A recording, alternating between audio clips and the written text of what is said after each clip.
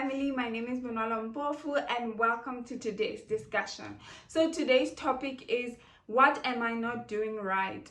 This question is not asked enough because people feel like if they were to ask people who are successful and doing things, they would empower them or improve them, and they don't want to be part of that. Let's say it's subtle jealousy. So today I just wanted us to biblically discuss this issue, because when I introspected as to, I would watch someone's video over and over and over again, but why am I not subscribed to this person? Is it because I don't want them to grow? Is it because I don't want them to succeed? And this is, I guess, the fleshly self that says, if I'm struggling to do it, or if I'm struggling to succeed, why should I empower them? Why should I make them better? Why should I allow them to be more successful? And that's not the way we are to go about things, especially as Christians. So today's discussion, we're going to be taking it from the book of Genesis chapter 4. I believe a lot of people know these stories. The story about Adam and Eve after they were kicked out of the garden, and then they became intimate. They had Abel and Cain, and then it was time for offerings. Abel took a more pleasing offering to the Lord because he took his best offering to the Lord. Cain decided to just take whatever, and which is what normally happens, because you find that people who are really excelling in their spaces, they make sacrifices and they put their best foot forward, they put their best times, they put their best efforts. And there are people doing the same thing, if not a different thing, but they're just putting the time when they have it, and they're just doing things by the way and expect the same results as people putting the first fruits of their effort and time. So in this book of Genesis, Abel made this good offering and Cain made an offering that was not pleasing to the Lord. Everything else, even if we're not talking about giving your gifts to the Lord, your time to the Lord, anything in life, it's a principle of life. If you don't give your best, if you don't give your time, if you don't apply yourself to the best of your abilities and even inquire of how you can be good in a particular thing, you find that you reap the rewards that are the same as the seed that you sowed. The discussion is around this particular scripture, Genesis chapter 4, where what am I not doing right? Everybody needs to get to a place where they understand that they are not getting the results that they require from the time or the effort they put.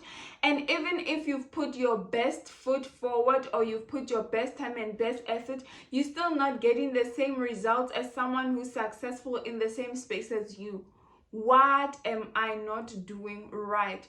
You write someone an email. If you want to be a born-again influencer, you go and you find someone who is thriving in this space and who is successful in being a born-again Christian. Let's take for an example that you want to be an influencer, you want to do these clips on Instagram and on other social platforms, and for some reason you just can't crack it. You're putting your best foot forward, you're putting your time, you're fixing your lighting, you're fixing your cameras, but for some reason you're not getting the response and the results that you're looking for. The best thing is to first ask yourself, what am I not doing right?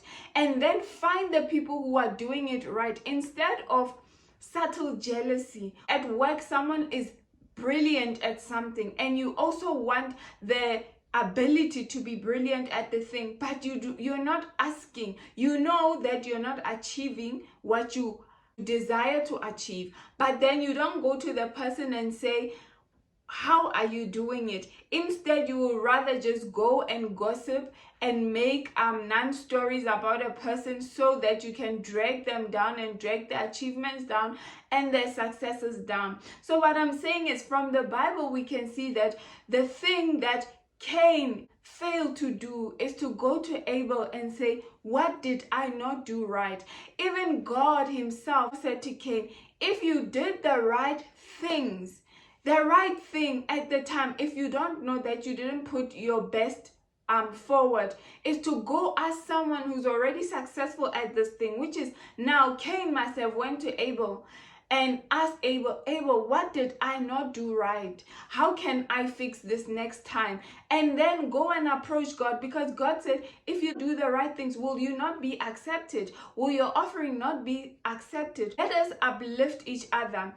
That when you see someone doing something great, whether it be at work, whether it be at school, whether it be on social media, whether it be anywhere in the spheres of life where you want to thrive and you just can't seem to crack the code, go and ask the person. If we do that, we both empower each other, because then they get to know also that, oh, you also want to enter in the same space that I am.